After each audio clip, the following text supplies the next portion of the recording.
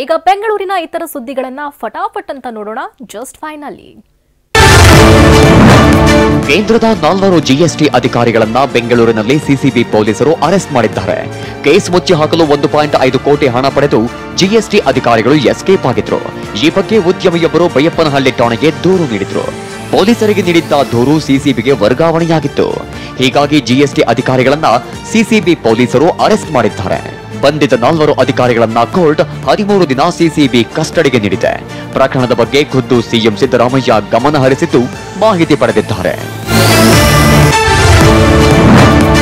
15 ವರ್ಷದ ಬಾಲಕಿ ಮೇಲೆ ಕೀಚಕ ಅತ್ಯಾಚಾರ ಎಸಗಿದ್ದಾನೆ. ಮಾದನಾಯಕನಹಳ್ಳಿ ಠಾಣಾ ವ್ಯಾಪ್ತಿಯಲ್ಲಿ ಘಟನೆ ನಡೆದಿದೆ. ಪೋಷಕರು ಎಲ್ಲದನ್ನ ಗಮನಿಸಿ ಮಹಡಿ ಮೇಲೆ ಹೋಗಿದ್ದ ದುರುಳ ಬಟ್ಟೆ ಒಣಗಿ ಹಾಕುವಾಗ ಯುವತಿ ಮೇಲೆ ಎರಗಿ ಅತ್ಯಾಚಾರ ಎಸಗಿ ಪರಾರಿಯಾಗಿದ್ದಾನೆ. ಮಾದನಾಯಕನಹಳ್ಳಿ ಠಾಣೆಯಲ್ಲಿ ಪೋಕ್ಸೋ ಕೇಸ್ ದಾಖಲಾಗಿದೆ. ಬೆಂಗಳೂರಿನ ಕನ್ನಿಂಗ್ಹ್ಯಾಮ್ ರಸ್ತೆಯಲ್ಲಿರುವ ಫೋರ್ಟಿಸ್ ಆಸ್ಪತ್ರೆ ಮೆಡಿಕಲ್ ಸ್ಟೋರ್ ವಿರುದ್ಧ ಕೇಸ್ ದಾಖಲಾಗಿದೆ. ಡಿಸಿಪಿ ದೂರು ಆಧರಿಸಿ ಹೈಗ್ರೌಂಡ್ ಠಾಣೆಯಲ್ಲಿ ಪ್ರಕರಣ ದಾಖಲಾಗಿದೆ. ಆಸ್ಪತ್ರೆ ಒಳರೋಗಿಯಾಗಿ ದಾಖಲಾಗಿದ್ದ ವಿವಿಐಪಿ ಭದ್ರತಾ ಡಿಸಿಪಿಗೆ ಇಲ್ಲೇ ಮೆಡಿಕೇಶನ್ ಖರೀದಿ ಮಾಡಬೇಕು ಅಂತ ಧಮಕಿ ಹಾಕಿದ್ರಂತೆ. ಈ ಮಾತ್ರೆಗಳು ಹೊರಗಡೆ ಸಿಗೋದಿಲ್ಲ ಅಂತ ಹೇಳಿದ್ರಂತೆ. ಈ ಸಂಬಂಧ ಕೇಸ್ ದಾಖಲಾಗಿದೆ.